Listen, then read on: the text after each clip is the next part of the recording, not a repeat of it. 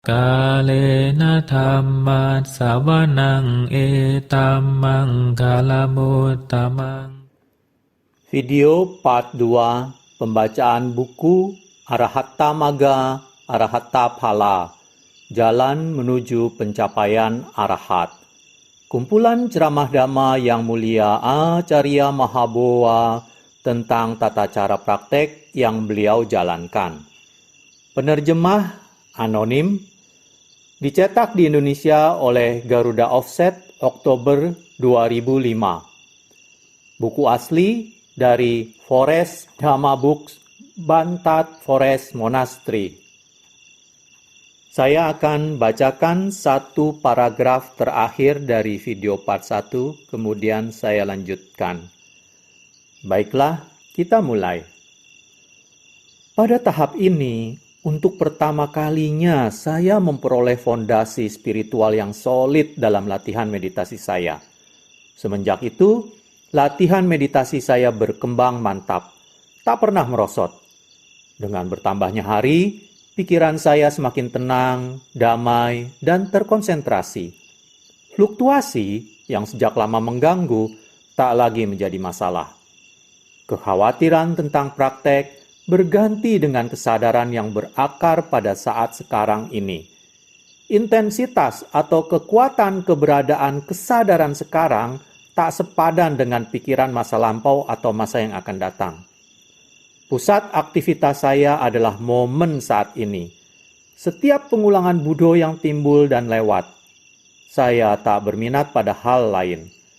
Pada akhirnya, saya merasa yakin bahwa alasan terjadinya fluktuasi keadaan pikiran adalah akibat kurangnya kesadaran yang tumbuh karena tidak melabuhkan perhatian saya pada kalimat Buddha. Sebaliknya, saya hanya berfokus pada perasaan umum kesadaran dalam batin tanpa objek spesifik. Membiarkan pikiran berkelana dengan mudah begitu buah pikiran masuk.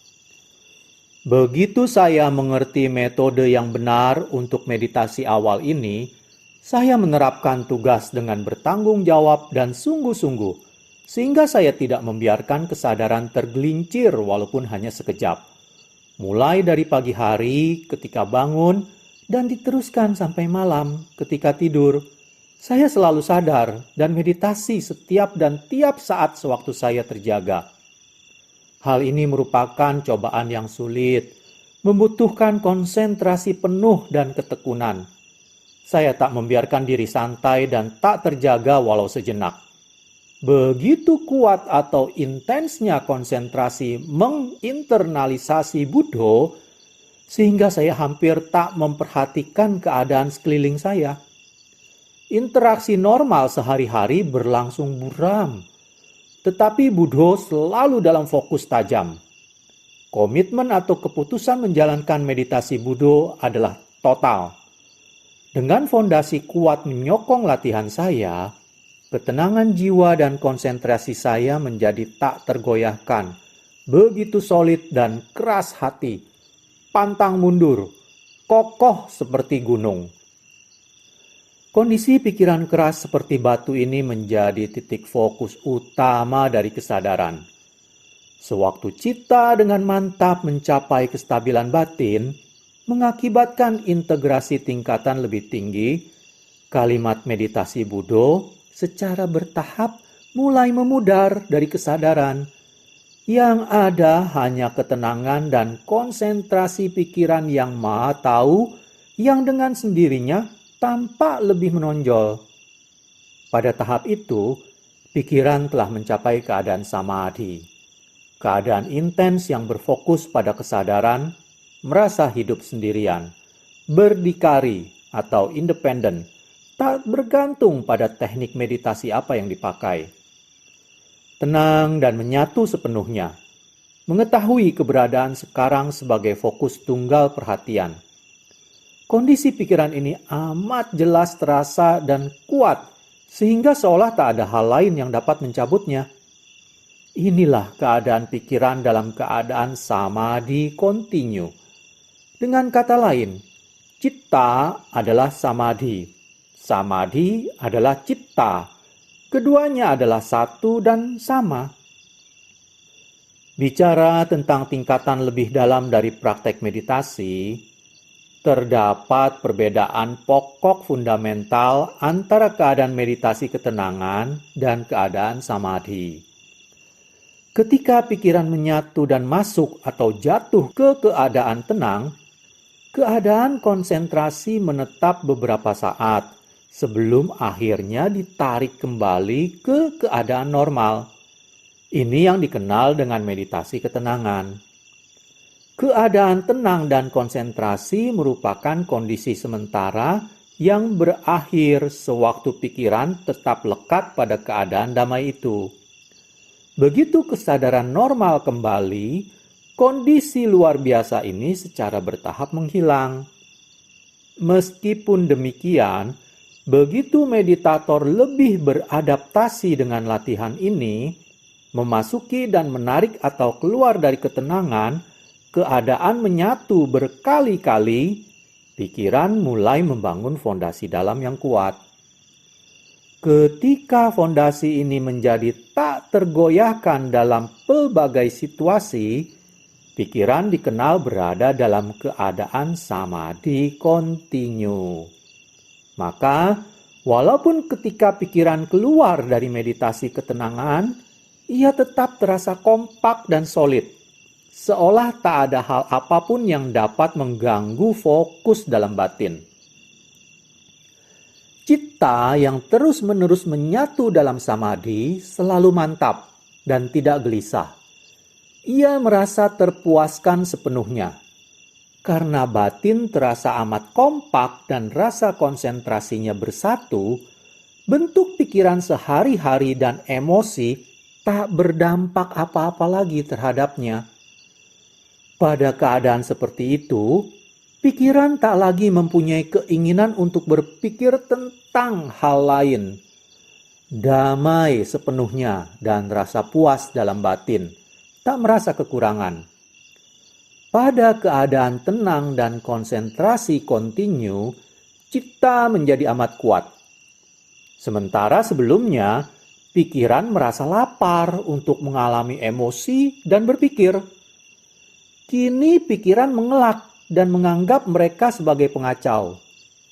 Sebelumnya, pikiran mudah terangsang sehingga tak bisa berhenti berpikir dan membayangkan sesuatu. Kini, dengan samadhi sudah menjadi suatu kebiasaan, pikiran tak ingin memikirkan apa-apa lagi. Memandang bentuk pikiran sebagai gangguan yang tak diinginkan.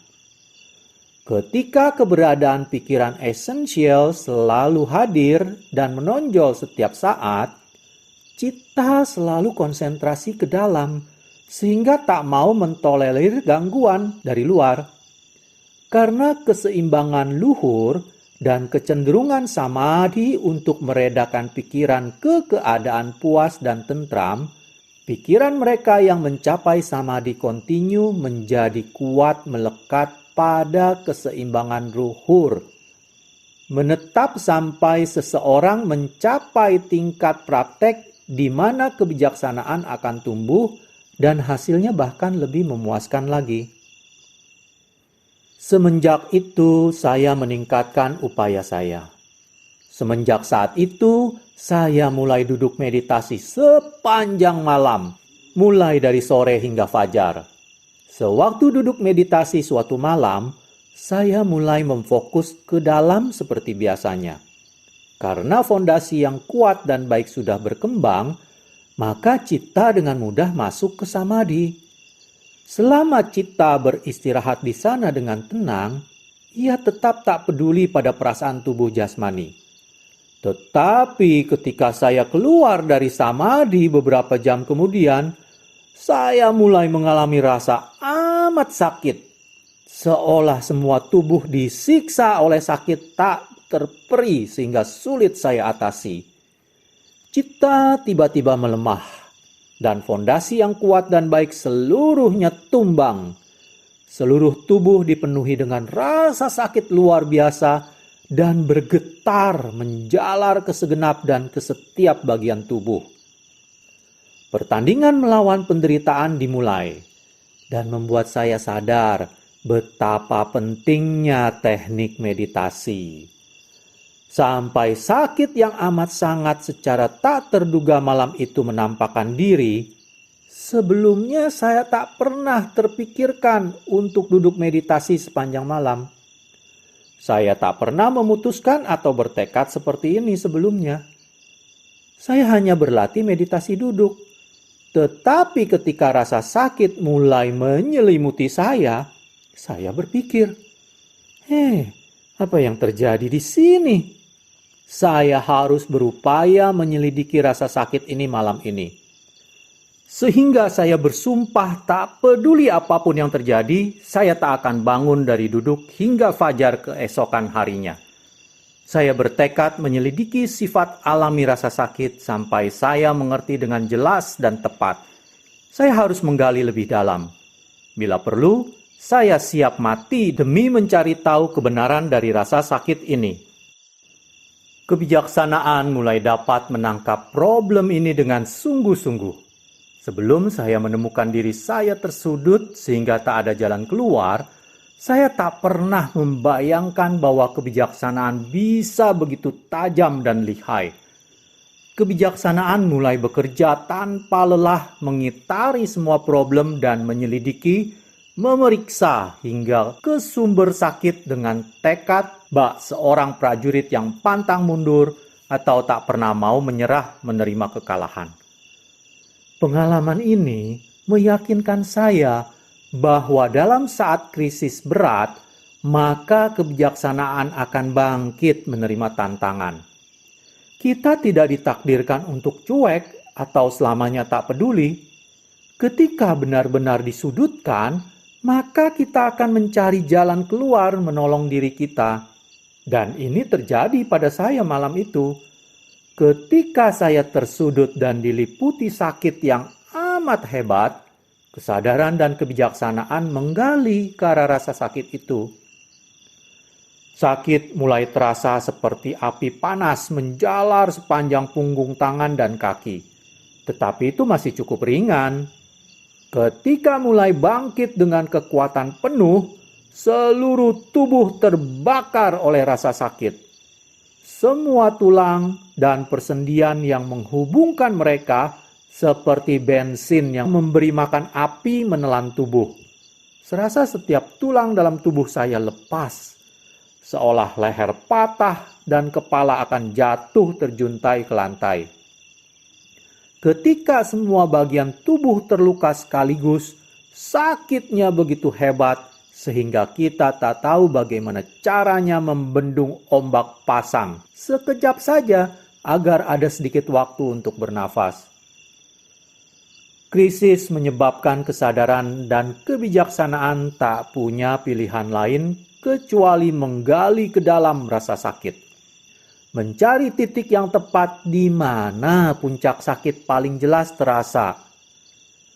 Kesadaran dan kebijaksanaan memeriksa dan menyelidiki di mana lokasi rasa sakit terhebat dengan tepat. Mencoba mengisolasinya sehingga bisa melihat dengan jelas. Dari mana asal rasa sakit ini? Mereka bertanya pada setiap bagian tubuh dan menemukan bahwa ternyata tiap bagian tetap berjalan sesuai dengan sifat intrinsik alaminya. Kulit adalah kulit, otot adalah otot, tendon adalah tendon, dan seterusnya. Mereka sudah terbentuk semenjak kita lahir. Sedangkan sakit, di lain pihak, adalah sesuatu yang datang dan pergi secara berkala. Tak selalu berada di sana. Tak seperti otot dan kulit. Umumnya, sakit dan tubuh seolah saling terkait. Tetapi, benarkah demikian? Memfokus ke dalam, saya melihat setiap bagian tubuh merupakan realita fisik. Apa yang tampak nyata akan selalu begitu. Semakin saya mencari masa rasa sakit, saya melihat bahwa ada satu titik di mana rasa sakit melebihi sakit di tempat lain. Jika memang sakit dan tubuh adalah satu, dan semua bagian tubuh adalah sama-sama real atau nyata, lalu mengapa rasa sakit di bagian yang satu lebih nyata daripada bagian lainnya? Sehingga saya mencoba memilah dan mengisolasi tiap aspek. Pada titik melakukan investigasi, kesadaran dan kebijaksanaan amat diperlukan.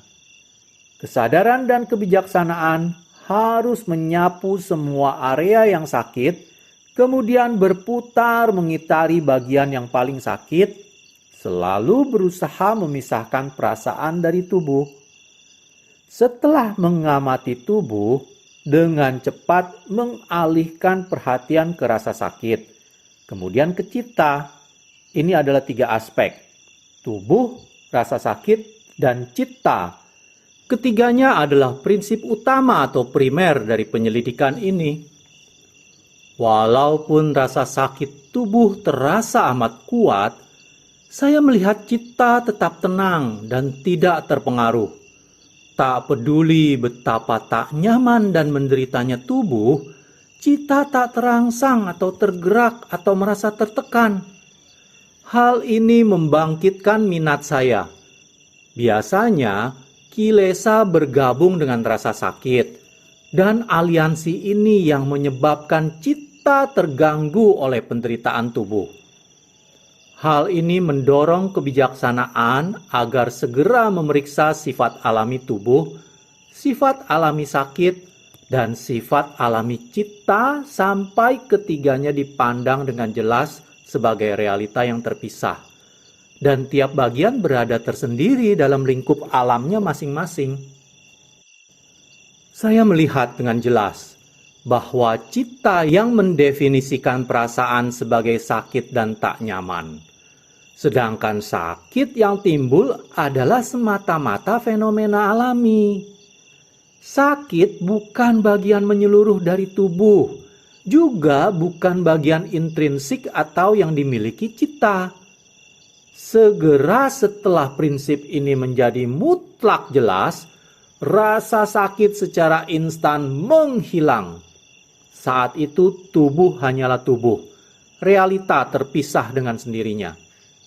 Sakit hanyalah perasaan semata, dan dengan sekejap perasaan langsung lenyap ke dalam citta. Segera setelah sakit lenyap ke dalam citta, citta mengetahui bahwa sakit telah hilang, lenyap tanpa meninggalkan jejak. Lagi pula, seluruh tubuh jasmani seolah lenyap. Pada saat itu, saya sama sekali tidak sadar akan tubuh saya. Yang tinggal hanyalah kesadaran sederhana dan harmonis, sendiri dalam kesendiriannya. Hanya itu. Citta menjadi teramat halus sehingga sulit dilukiskan. Yang tinggal hanya yang benar-benar mengetahui keadaan batin yang teramat dalam halus dan diliputi oleh kesadaran. Tubuh seutuhnya menghilang. Walaupun badan fisik saya masih duduk meditasi, saya sama sekali tak menyadarinya. Rasa sakit juga menghilang. Tak ada perasaan fisik yang tertinggal. Hanya intisari citta yang mengetahui yang tinggal. Semua pikiran seolah berhenti. Batin sama sekali tak membentuk satu pikiran tunggal pun. Ketika proses berpikir berhenti, tak ada sedikit pun gerakan yang dapat mengganggu keheningan batin. Kokoh, citta tetap melekat erat dalam kesendiriannya. Berkat kekuatan kesadaran dan kebijaksanaan, sakit yang panas membakar yang menyerang tubuh lenyap sama sekali. Bahkan tubuh saya lenyap dari kesadaran. Keberadaan yang mengetahui atau citta berada sendirian, seolah mati suri di udara, sama sekali kosong. Tetapi pada saat yang sama bersemangat dalam kesadaran. Karena elemen fisik tidak berinteraksi dengannya, citta tak merasa bahwa tubuh ada. Keberadaan cita yang mengetahui ini murni dan kesadaran tunggal ini tak terkait dengan apapun juga. Amat mengagumkan, agung dan benar-benar hebat luar biasa. Hal itu merupakan pengalaman yang amat menakjubkan. Sakit hilang sama sekali. Tubuh telah hilang. Kesadaran sedemikian halus dan lembut sehingga sulit diuraikan dengan kata-kata. Dan inilah yang satu-satunya tidak lenyap. Benar-benar tampak. Hanya itu yang bisa saya katakan. Keadaan batin yang sungguh menakjubkan. Tak ada gerakan, bahkan tidak ada riak sekecil apapun di dalam cita. Sepenuhnya larut dalam keheningan sampai cukup lama waktu berselang. Kemudian ia terusik ketika mulai menarik keluar dari samadhi. Berdesir sebentar dan diam lagi. Riak desiran ini terjadi alami menurut kemauannya sendiri. Tak dapat diperintah. Perhatian membawa cita kembali ke kondisi kesadaran normal. Ketika merasa waktu cita larut dalam keheningan sudah cukup lama, ia mulai kacau. Kesadaran berdesir sebentar, kemudian berhenti. Pada saat lain, ia berdesir sebentar lagi dan menghilang dengan segera. Bertahap, desiran riak semakin lama semakin sering. Ketika cita telah menyatu dengan dasar samadhi, ia tidak menarik diri secara sekaligus. Hal ini terbukti pada diri saya. Cita hanya berdesir sedikit. Berarti sangkara terbentuk dalam waktu singkat dan langsung menghilang sebelum ia menjadi pandai. Setelah berdesir, ia menghilang. Lagi dan lagi ia berdesir dan menghilang. Semakin lama frekuensinya semakin sering, sampai akhirnya cita saya kembali ke kesadaran biasa. Saya menjadi sadar dengan keberadaan tubuh, tetapi rasa sakit tetap telah hilang. Awalnya, saya tidak merasa sakit sama sekali, dan kemudian dengan perlahan-lahan, ia mulai muncul lagi. Pengalaman ini menyokong fondasi spiritual solid dalam batin yang tak tergoyahkan. Saya menyadari prinsip dasar melawan rasa sakit. Sakit, tubuh, dan cita adalah fenomena yang jelas terpisah.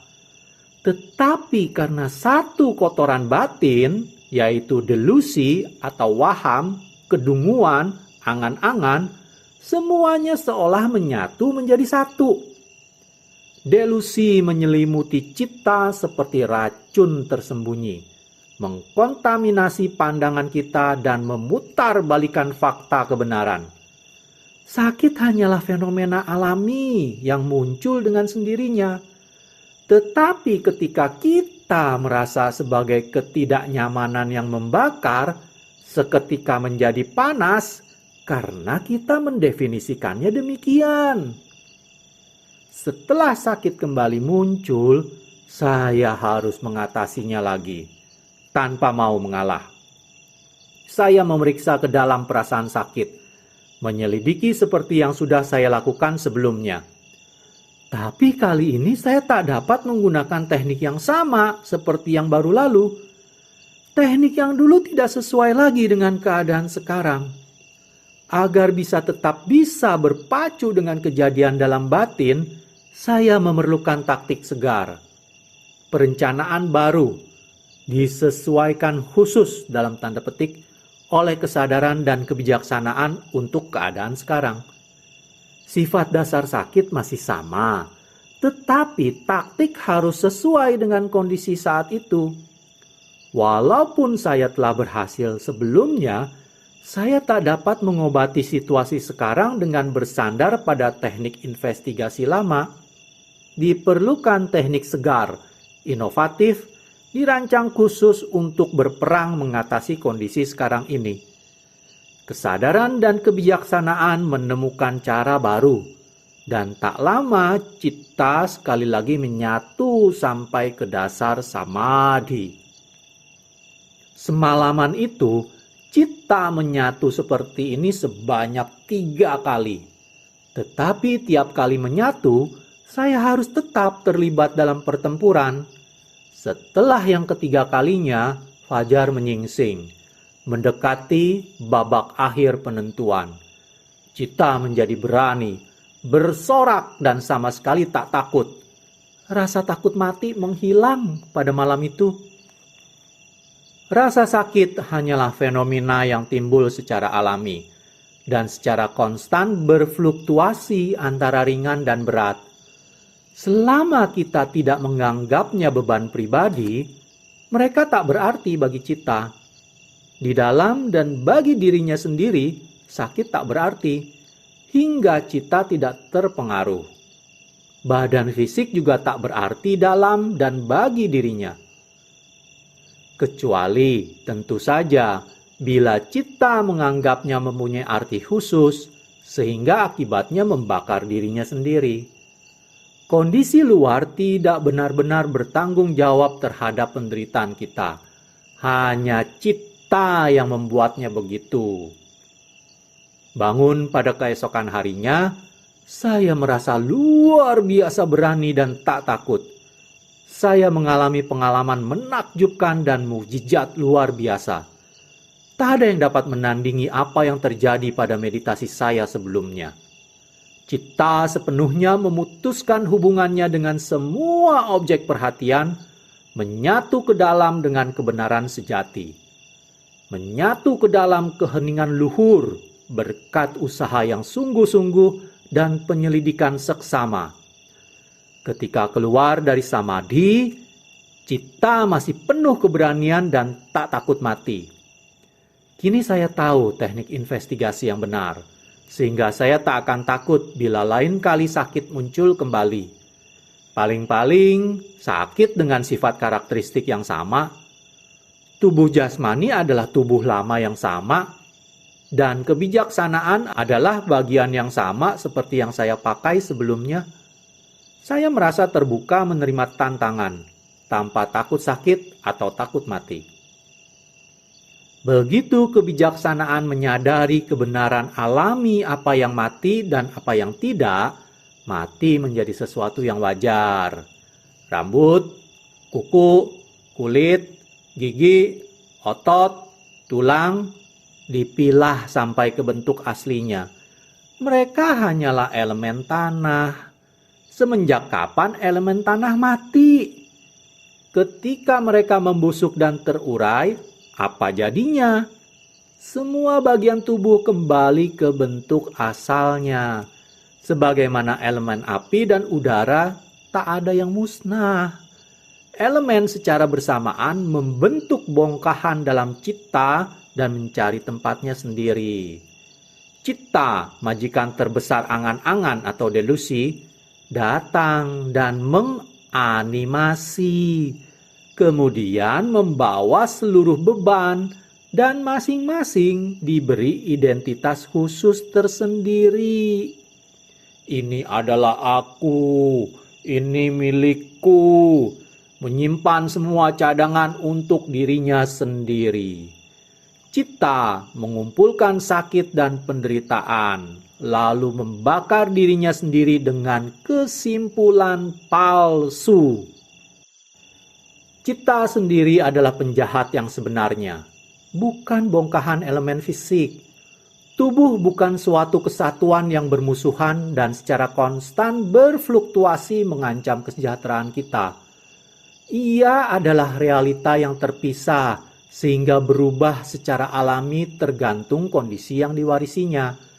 Hanya karena kita berasumsi salah mengenai hal itu, maka hal tersebut menjadi beban yang harus kita tanggung. Justru karena itulah tubuh kita menderita sakit dan tidak nyaman. Tubuh jasmani tidak memproduksi penderitaan untuk kita. Diri kita sendiri yang memproduksinya. Karena itu saya melihat jelas bahwa sesungguhnya tak ada kondisi eksternal yang menyebabkan kita menderita. Kita manusia yang salah mengartikan dan salah paham sehingga mengobarkan rasa sakit dan mengganggu batin kita. Saya mengerti dengan jelas bahwa tak ada yang tidak mati. Cita pastinya tidak mati. Bahkan nyatanya ia menjadi semakin nyata. Semakin kita selidiki keempat elemen, menyusun mereka ke dalam bentuk aslinya, semakin jelas cita jadinya. Sehingga di mana kematian dan apa yang mati?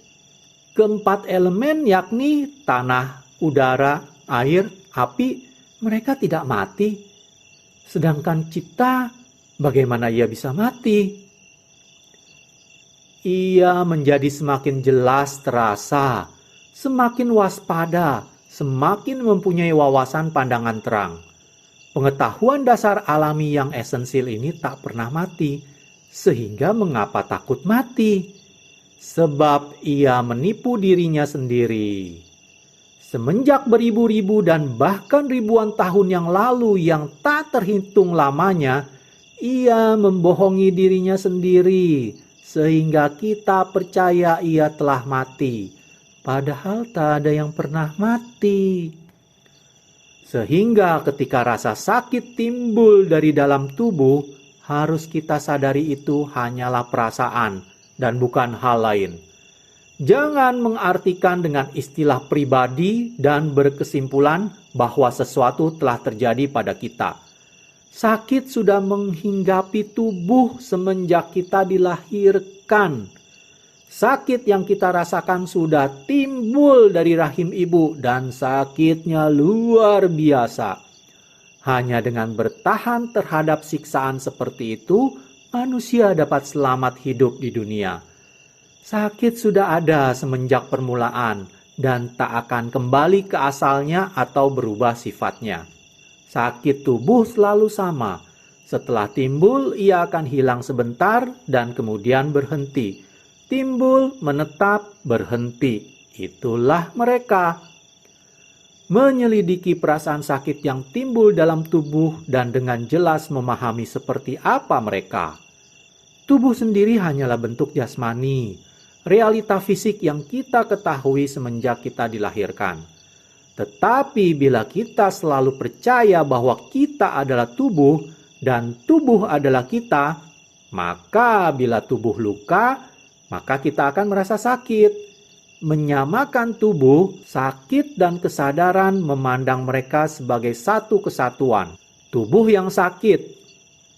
Sakit fisik timbul karena malfungsi atau tidak berfungsi sebagai mestinya tubuh. Ia timbul tergantung dari beberapa aspek tubuh, tetapi ia sendiri bukanlah fenomena fisik. Kewaspadaan baik pada tubuh maupun perasaan tergantung pada cita. Cita yang mengetahui mereka. Tetapi ketika seseorang sadar dan salah menafsirkan, maka kepedulian terhadap fisik yang menyebabkan sakit dan intensitasnya semakin jelas, sehingga menyebabkan timbulnya emosi rasa sakit. Sakit tidak saja melukai, tetapi juga menunjukkan sesuatu yang salah telah terjadi pada kita, pada tubuh kita. Kecuali kita dapat memisahkan ketiga realita yang berbeda itu, bila tidak, maka rasa sakit fisik tetap atau selalu akan menyebabkan stres emosi. Kalena dhammat savanang etammang kalamutamang